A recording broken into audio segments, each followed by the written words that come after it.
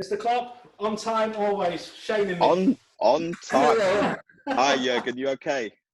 Yes, I'm good. And you? Yeah, not too bad. Matt was saying you were going to be 5 minutes late, and I was going to hold you to account there. Sorry, I'm still German. Yeah, we are not a lot, but usually in time. Good. How you keeping? Okay, everything all right? Coming back in? Oh, brilliant. Yeah, the weather's great, so I really enjoy it. It's outstanding. So I know people have a different view on it, but yeah, when you are directly involved and have a group together like we have, then it's a big joy to be fantastic together again. To be honest, that's how it is. Really appreciate you doing this, Jürgen, for us. It's been an amazing day so far. Matty told me I have to. So. Brilliant. Before I let the coaches in, are you all right to say a little verse to me, which is literally, welcome to coaches, raise your game? Oh, sorry, the third word?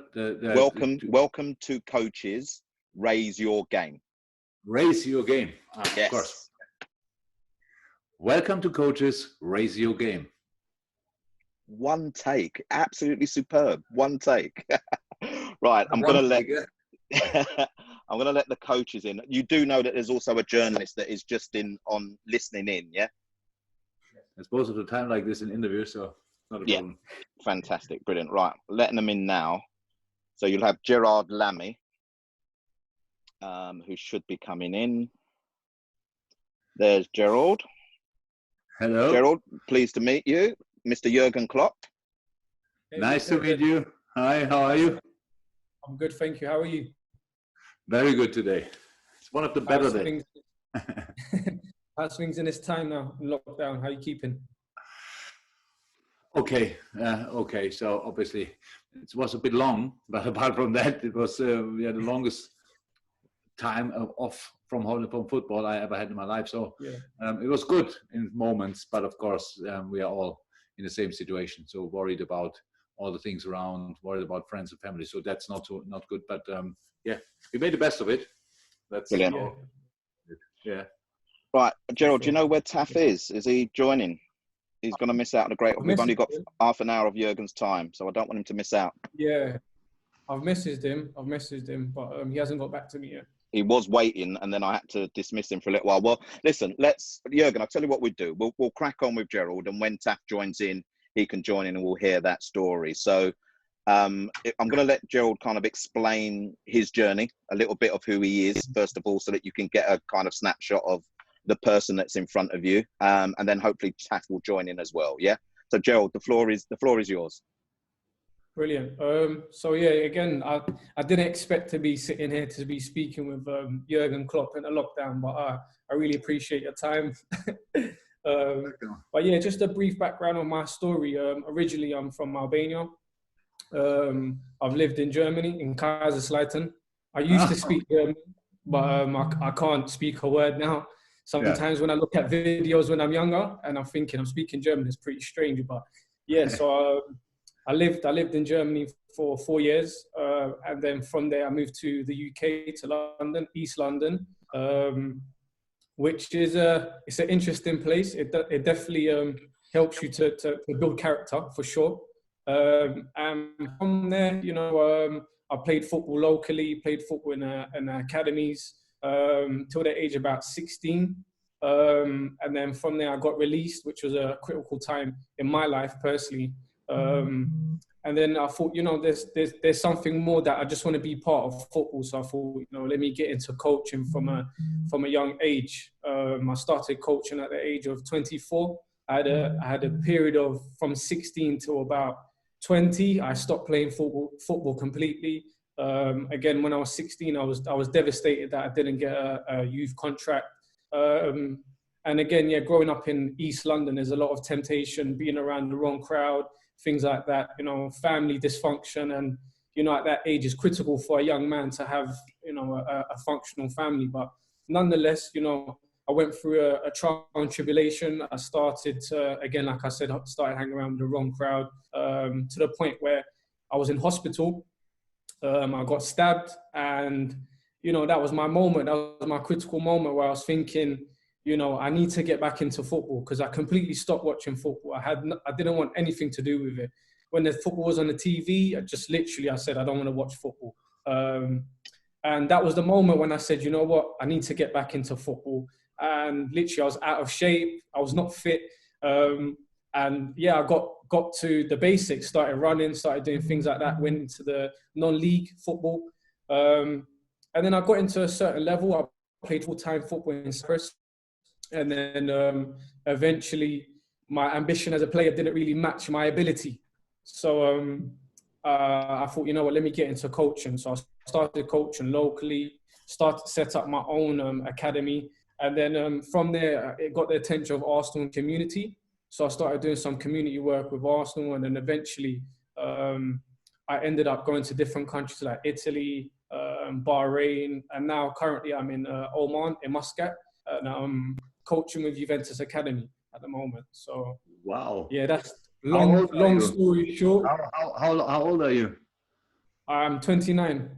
Well, that's quite you had intense time, I would say. That looks like that's a story for a whole life. Yeah, so Yeah. all different things, but interesting, absolutely interesting. So yeah, in terms of like, you are in charge in a moment. You are head of academy in. I didn't understand where. Where was it? In Oman. It's in Muscat. It's in the Middle East. Next to the. Okay. Yeah. Okay. Oh, interesting. Yeah, with Juventus Academy. Oh, okay. Yeah, so, they are everywhere. Yeah, they're everywhere. So, but no, it's been a good experience, you know, being abroad, thinking differently, being around different cultures and things like that. So it's definitely been an eye opener. I'm sure, you know, like yourself, you've moved to England. It's been something different to Germany, slightly different, but it is. Not as much as maybe your cultural differences, but yeah, it is different. But it's all good. Jürgen, what was your journey like then? Not the recent journey, but the coaching journey from an early age. I started coaching actually when I was 20 years old. So after school, after my A-levels, I made a move to Eintracht Frankfurt, first league team in Germany, but was for the second team, for the U23s. I studied sports science and wanted to be my whole entire life, actually. I wanted to be a coach. I was never happy with my football skills, but I loved the game so much that I thought I want to be kind of part of it. So then my playing career kind of developed a little bit from second team Frankfurt. I went with two other clubs in between to Mainz. But in my first 2 years, I coached still Eintracht, the youth team at Eintracht Frankfurt. And I enjoyed it a lot. Studied sports science same time, played then semi-professional football and professional football, stopped coaching. And when I did my batches during my career, not all, so not the FIFA license, but all the others. And then, overnight, when I was 33, the club sacked the manager and asked me if I can take over. And I didn't think a second really about it. I thought, okay, finally, somebody had the same idea as I had all the time. And that first stops me playing and starts my coaching career. So was lucky, of course, and I did it. And from that moment on, I never stopped. So it's long ago, meanwhile, pretty much 20 years ago. Yeah, but inside, I wanted to be a coach, but I couldn't tell really a lot of people because I was a player. And as a player, the last thing what you do is to go to your coach and tell him, by the way, I think you do this wrong, this wrong, this wrong. and I respect the rules of the game too much that I would have ever done this. I never spoke to a coach or a manager and told him that I think he should do something different. I just accepted it, but I made my own.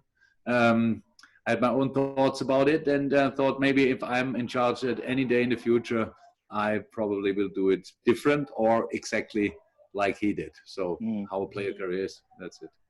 Brilliant. So Gerald, the floor is yours in terms of questions, because I'm still not sure where Taff is, but the floor is yours in terms of question to Jürgen. Yeah.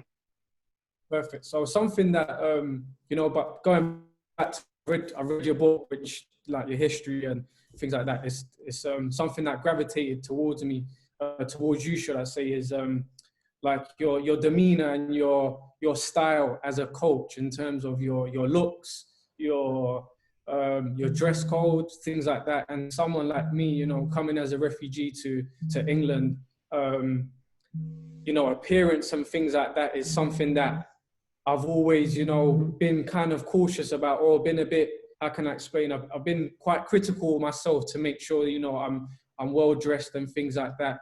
But in terms of you, you know, like when I look at you, I don't see a traditional coach in terms of suit. I don't think I've ever seen you in a suit personally. So, you know, things like that. It's like, for me, how or why did you kind of go against that that traditional look of a coach?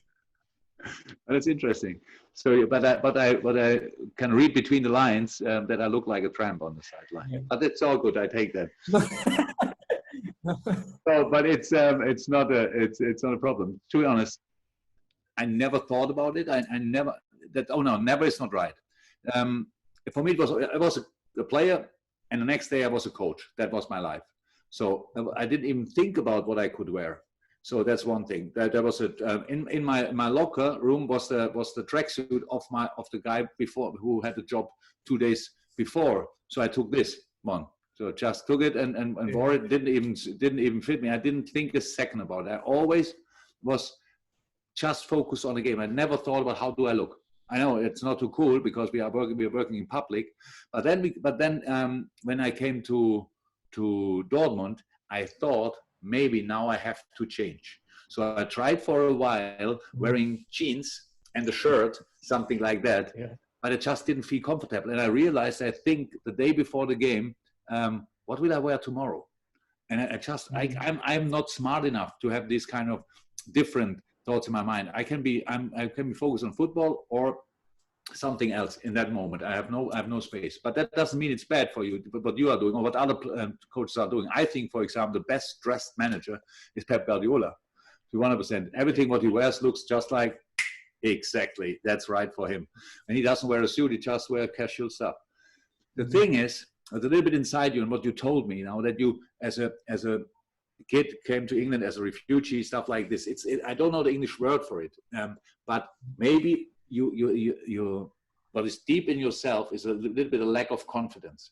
You think you have to convince people with the way you look. That's, by the way, something my father told me always when I left for school in the morning. He always said, you want to go like this to school? What will the teacher think? And I told him that time, I'm not interested what he thinks about my gear.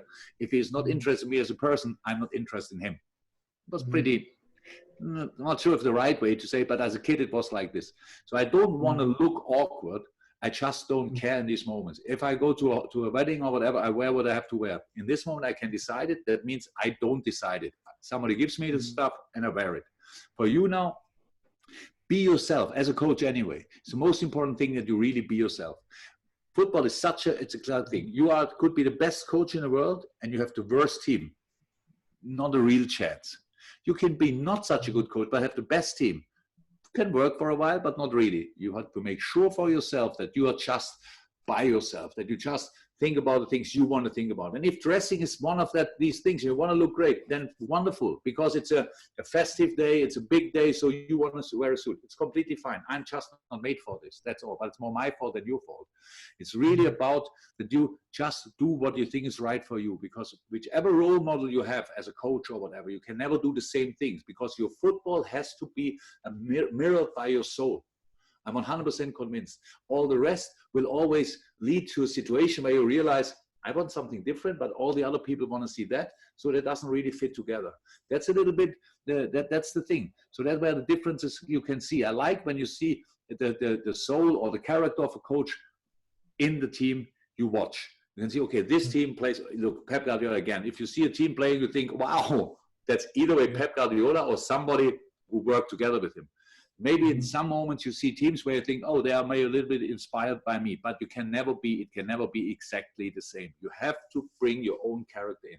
And dressing is one part of our character. So be yourself, wear what you want, but don't make it the most important thing, because just in the end, the game is all what counts. The players are what counts, so it's not too important. But don't worry, you can be world champion in a suit or in a tracksuit. That's not important. You just have to feel comfortable. No, for sure, I agree with you, and this is why I said I gravitate to style, because I feel a bit more relaxed with things like that, anyways. But in terms of your mentality, how did you get to that point where you said, I don't care what people think about? Look, our childhood was completely different. Obviously, I'm raised in a very small village in the Black Forest. Very 1,500 people living there. I think when I was 20, I didn't meet as many people as you in a day in London. So that's how small it was there. 2 elder sisters, 5 and 7 years older. So my father was waiting for the prince, working on that actually. And when I came, from that moment on, I couldn't make a lot of things wrong. Let me say it like this. That means I was full of confidence as a kid. Whatever I did, my mother said, brilliant. My father said, sensational, until a specific moment in life. So 15, 16, maybe it was not exactly like this anymore. But so it means I got filled with confidence and love. So, and that's, I never worry. I don't doubt people. If I meet somebody, I'm completely open. If the other person is not honest or whatever, or want to harm me or whatever, I will realize later. So I have no time to think about that before. I'm first and foremost completely open, like now. So I have nothing to hide, actually. And that's the difference. And on top of that, I realized really early in life that Jesus Christ is a very important person to me. So, and I thought a lot about it. It's not that I read the Bible 5 times or things like that. I just liked the idea behind it. Maybe that's the right saying. Treat other people like you want to be treated by yourself. That was my school, my own school for myself, how I want to approach life. Maybe that makes sense. And with that, it's all clear. So I give my everything, but I don't expect that I get something for it. I want it, of course, but it's not that, I mean, I give everything, I don't get any, like my 6 finals in a row losing, it's not nice. No. But for me, it was okay, because for me, I could still appreciate the way to the final. Other people still do that, I know that. But for me, I was completely fine. I was not an unhappy person or depressed person after losing a final. It's just part of life. I accepted that. Much nicer to win the final, obviously, I can tell you. But it's still absolutely okay. And so means I give everything. I expect from my players to give everything. And then we will see what we get for it. That creates the mentality of the team and my mentality as well. Jürgen, thank you. We've finally been joined by Taff, who was having some connection problems. I'm not sure why, but he's here. So I'm going to give the floor to Taff. Nice to meet you. Hi, Jürgen. Nice to meet you. Hi. All right. We've only got about 12 minutes more of Jürgen's time, Taff. So if you can do a brief introduction and then fire away your first question to Jürgen as well. So my name is Taff Rahman, currently working as a FA coach educator. My background has been within academy coaching, and long-term ambition is to work at the professional level at the senior men's game. In terms of my question, I think it also wraps up a little bit about my journey. I've been heavily working on my leadership capabilities, which has taken me to work in the Middle East, to the Far East, to work in Guyana, in South America. And I remember one of the opportunities where we was at the Brazil National Museum, and I was looking at the players that we was managing for the Guyana national team. Considering Guyana has never been to a major competition, and my job was to paint a picture for them to vision where we're going to. And I remember saying, let's make history, not just walk through it. So that was a very powerful statement, and ultimately we managed to make it to the Gold Cup. How do you describe and communicate, land your messages to players, especially the fact that money or experiences is given to them? How do you land your messages to people with that kind of given situation already? I don't know. Exactly. No, it's the truth. So I know, meanwhile, after knowing myself 52 years, being in the job since 20 years, stuff like this, I know, meanwhile, I trust myself that I say the right thing in the right moment. when I'm together with my boys. Where do I get this confidence from? Okay, I did it a couple of times where even I was quite happy with the things I said. It doesn't happen all the time, but it can happen. And the rest is just my whole week prepares the meeting, or the day before the game. There's only a day before, or whatever happens prepares my meeting, prepares my message. So that means, for example, which was a for me, a pretty important one and a famous one. It's not new or whatever, but it was an important moment and it worked pretty well. We played against Dortmund, we're 3-1 down at halftime. Yes, at halftime, sitting in the dressing room in the second leg of the UEFA Cup quarter final, I think. And I had before the game obviously no clue what you say, you guys in the meeting, in the halftime meeting. So 3-1 down. I thought, boys, this is a day where we create a story which we can tell our grandchildren. If we succeed, we can tell our grandchildren. If we lose today, nobody want to talk about it. So it's just a positive thing. It's just this little term. I forgot that I said that, but after the game, I've heard a meeting of interview of Divock Origi. And he said, the manager said in halftime, tonight we create a story we can tell our grandchildren, for example. Another thing what I said before the Barcelona game, I think, and it was not planned, not prepared, it was exactly what I thought. It's really unlikely that you go through against Barcelona when you lose the first game. So it's pretty impossible to do it, but because it's you, we have a chance. That's what I told my boys. And it was 100% what I thought. So, and why can I say that? Because I know my boys, because I see my boys. I know what they're able to do, because I saw the first game. So the preparation for this, you cannot create a proper message by searching for a message. You do that, obviously, but it has to come natural. So like creating your own history, create history instead of walking through is really a strong one. But I don't think it's like reading a book and think you can use that. That can work, but the strongest message is really which comes from yourself and which fits to the situation we're in. And that means it's prepared in the few days before or the week before the game. So I'm just not sure, but pretty sure that I will find the right words in the right moment, because the situation is like it is. The boys create the story and I have to say it. Brilliant. Absolutely. Taff, I'm going to allow you another one. No, thanks for sharing that. And it's interesting you mentioned about the epic game, Liverpool versus Barcelona, and the 4-0 win. I love those games. I'm a big fan of those games. But what I'm more interested in is, how do you sustain a winning run or a undefeated run for 44 games?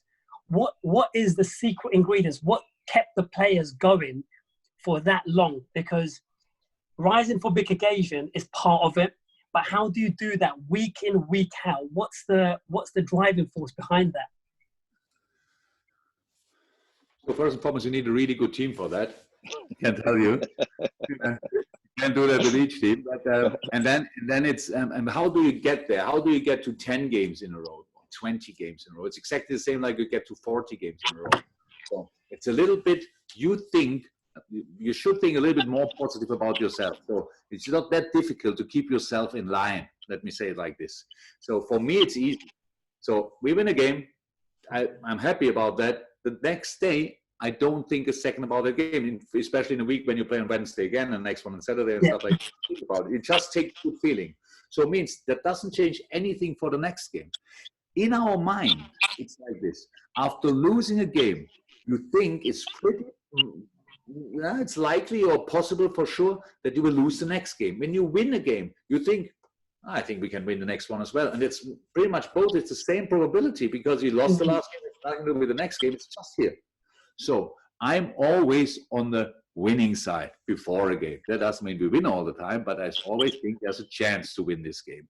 So in working on this chance, I sometimes have 2 days for it, sometimes I have 5 days for it, or 6 days, even 6 days. So, and that is the only difference. The rest is make sure that you are as good prepared as possible. Don't celebrate yourself like kids do. You won a game and and pointing with a finger on the opponent and say, yeah, you lost and stuff like this. Of course, we passed that age group.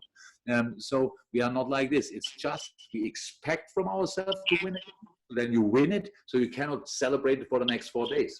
It's just bam, done, next game. Bam, done, next game. It's exactly the same preparation. After we spoke already about it, I don't want to mention it constantly, but it's the truth. I lost 6 finals in a row. So that doesn't mean I will not try them anymore. I will not try it again. It's not that this game is a year later most of the time. In a year you can think a lot of weird things to struggle again in the same situation, or you just accept it like it is. This is a game, so we have another one. Just prepare it in the best way you can, and you have a massive chance. And we did that 44 times, or how often I don't even know the number exactly. Yeah. We did that, but we did exactly the same before the Watford game, which we lost, obviously, because you cannot do more than give your best. And we did that all the time. And against Watford, it didn't work out. Our fault, but we are human beings. So none of us are perfect. So that's it. Brilliant. Gerald, bring you back in now. Brilliant. No, in terms of, I was watching Sadio Mane's documentary the other day. Brilliant documentary. And there was a moment in the documentary where I think he was after a Champions League game and he was driving back home or something like that. And he said, do you know what's special about Klopp is that he's always positive. where again, like, where do you find that positivity when the stakes are so high and there's so much pressure? Where do you find that positivity within you? I'm very often positive. I wouldn't say I'm always positive, but I'm very often positive. That's true. Easy. If you would have asked me 20 years ago, what would you wish for your life on a professional point of view, or even from a private point of view, if you would have told me I will be married with a wife like Ulla, I have the 2 boys we have, and I would have said, okay, done, deal, I do. If then somebody would have told me, so you will manage Mainz, Dortmund, Liverpool, you will win twice the Champions, bam, all that stuff, then I would have said, yeah, clear, let's do it. And I still appreciate it like crazy that I'm in a situation like this, that I can work with these world-class players together.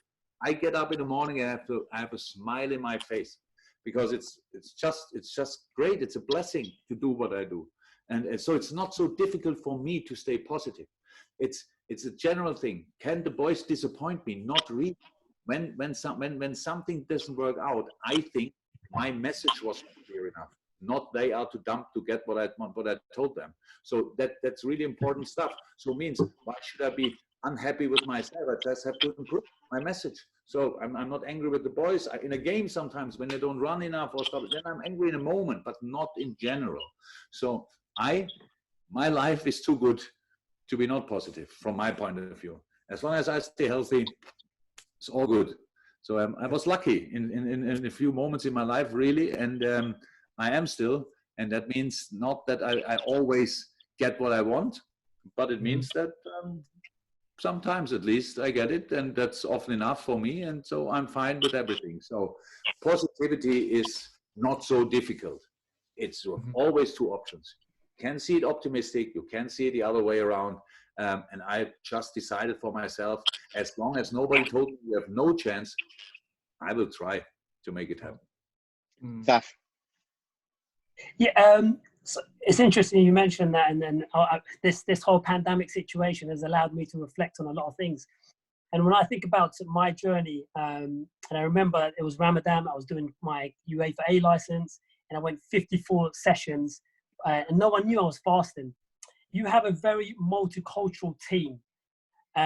Is part of your competitive advantage that you and your staff team actively plan for the different cultures you have in your team, the likes of Salah, Tikami, Mane, or have you recruited staff that are so tolerant, so open, and are very aware of the different needs of your players? Or do you have to plan for the different cultures?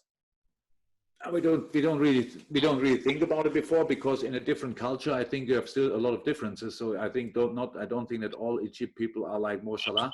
So I'm not sure if there is a typical, yes, from a religion point of view, but even that is different. So you know that you have Muslims, they really live it, and you have others say they are a bit more moderate in it, I would say.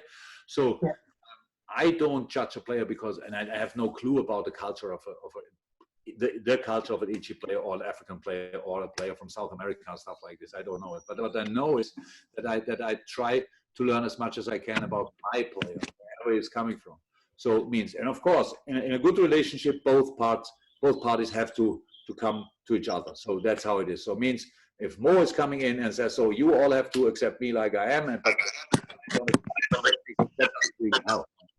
That doesn't help a lot, and that means that they have to be open as well, and they are. That's what we try to make sure before we sign them. Football quality is one thing, character is another very important thing, and but I believe 100% that in the first place everybody wants to be a good guy. I never met, maybe I met a few, but not a lot. I'm 52, maybe 2 or 3 where I thought, oh, maybe he wants to be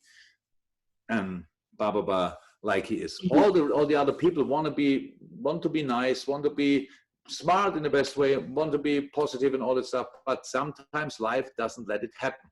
So, but in a football, with footballers, it's like this. They had already, until I meet them, they had already a lot of good experiences. They have interesting stories. Sadio's story is unbelievably interesting, where he's coming from. Mo's story is unbelievably interesting. Naby Keita's story is crazy interesting. So, but the stories of the English guys are interesting as well. Of Joel Matip is very interesting. So that's what I'm interested in. Their specific story, not the story of the whole country or whatever.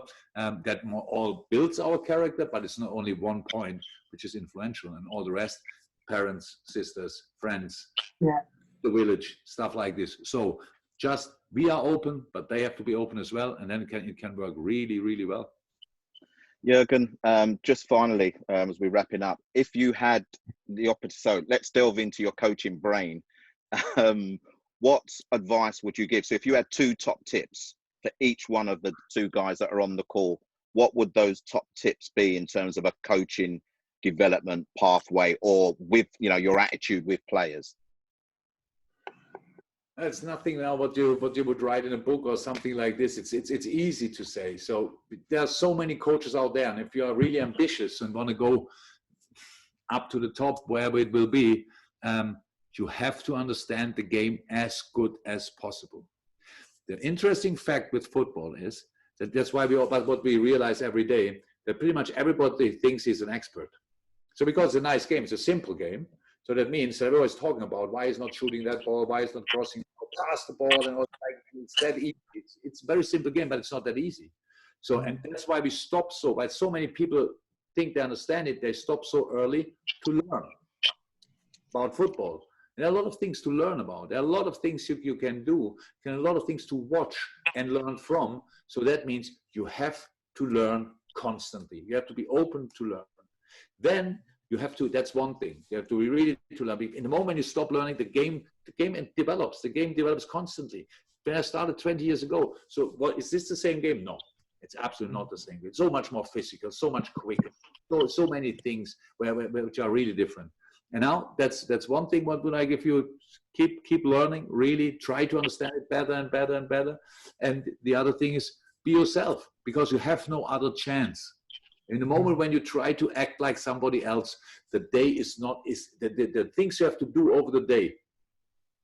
Then the day is too short for that, because you constantly act like somebody else. What would he do in this situation? What would he? A manager, a coach has to make decisions. Decisions have to come from yourself and not from experience how somebody else would have done it. So be yourself and learn more and more and more about the game. And I would say there's a big chance that one day we play against each other. Why not? Jürgen, I can't thank you enough. I'm going to let the guys thank you very briefly as well. But, from our point of view, particularly today when I know you're back in, I absolutely appreciate half an hour with you. Inspirational. And I'm sure that if Matt twists your arm again, we'll be able to do it again in the distant future. So one question, which is the stronger foot of your son? My Does he know that?